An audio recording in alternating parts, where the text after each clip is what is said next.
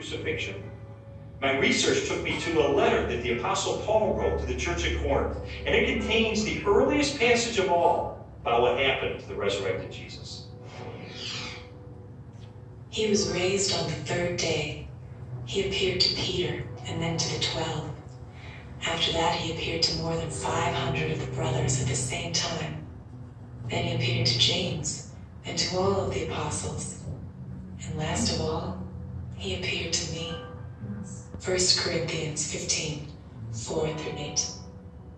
Paul, who is a first-generation Christian, having met and seen the resurrected Jesus, describes resurrection appearances to Peter, to the apostles, to James, and finally to himself. And he also mentions 500 people who saw Jesus alive. So we have eyewitness, first-hand account of someone who himself saw Jesus alive and knows of 500 people or so who saw Jesus alive. That's extraordinarily strong evidence. These people, Paul tells us, were still alive at the time that he was telling the Corinthians about it. And his implication is we have hundreds of people who actually saw Jesus risen from the dead. If you don't believe me, you can ask them about it because they're still alive. In 1 Corinthians 15, Paul tells the Corinthian church that he passed on what he received. He uses the language, actually, of formal transfer of tradition. What he received, and then he describes the resurrection of Jesus Christ and the resurrection appearances. This confirms for us that the accounts of the resurrection were creedal tradition that were passed on to Paul. So if 1 Corinthians was written in the early to mid-50s of the first century, these traditions were much earlier than that, going back to the period of Paul's conversion in the 30s. So that pushes the accounts of the resurrection to a very, very early date. Paul seems to think that the best argument for this text is that he received it from trustworthy persons. I gave you what I was given. The answer's right. I went to the right people. And critics believe that Paul got this material. Generally, they say he received it in Jerusalem about 35 AD. First of all, he's early. He's writing within 20 to 35 years of the purported event itself, because he's quoting from a creed, an oral formula, tradition that predates the writing of the New Testament, for which most scholars date to between 3 to 5 years of the crucifixion itself. 1 Corinthians 15, 3-7 provides evidence that belief in the resurrection was already present among Jews within 2 to 3 years after Jesus was killed. That means that the resurrection stories aren't something that evolved over 30, 40, 50 years after the crucifixion of Jesus. So we have the empty tomb, we have the eyewitnesses, we have the early accounts.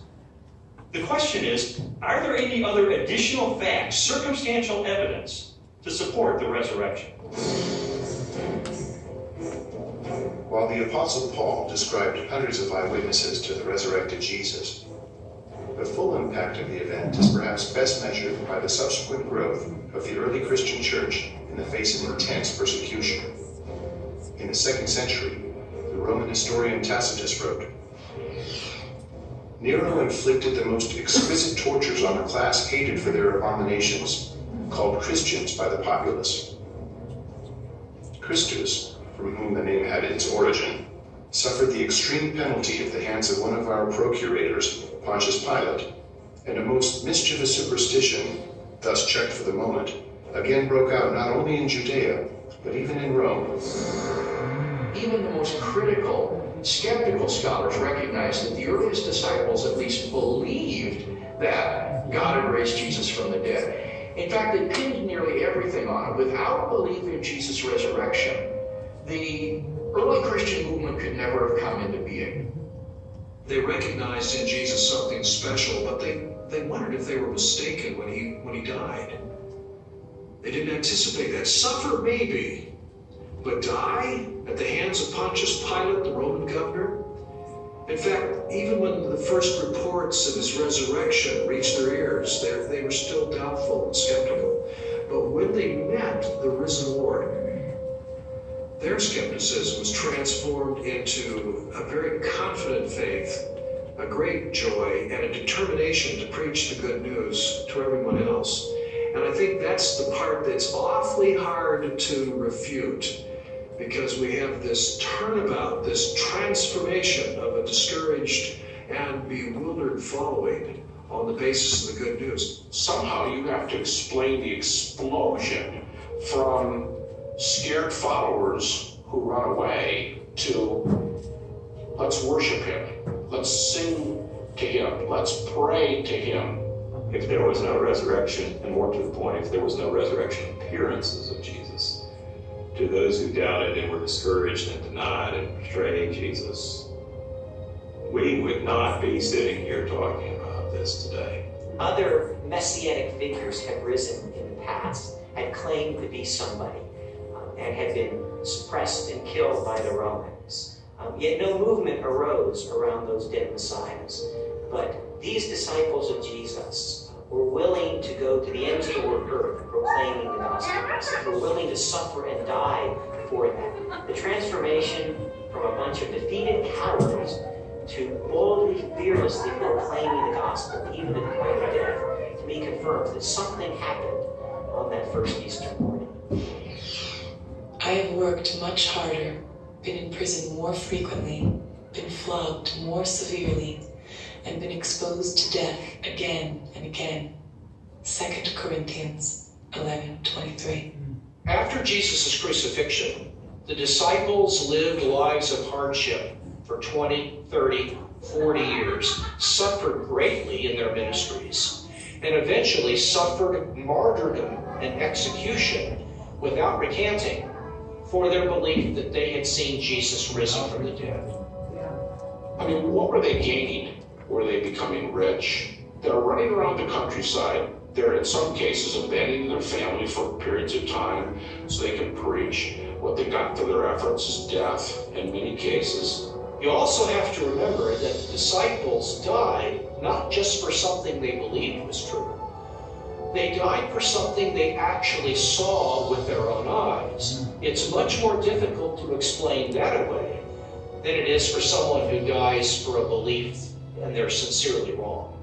I came across a bit of evidence I really found fascinating. James was a half-brother of Jesus, and he was not a believer in Jesus during Jesus' lifetime. But he later died the death of a martyr as a leader of the local church. In a similar way, Saul of Tarsus was a persecutor of Christians, and yet he later becomes the Apostle Paul, this incredible missionary. So I had to ask myself, what led to this radical transformation of these skeptics? Sometimes people will come to believe something they wish to be true. If you believe hard enough that a person is loving and kind, you can talk yourself into believing that, even though the person is not loving and kind. It's very, very difficult, however, to explain people coming to believe something that they're actually standing against.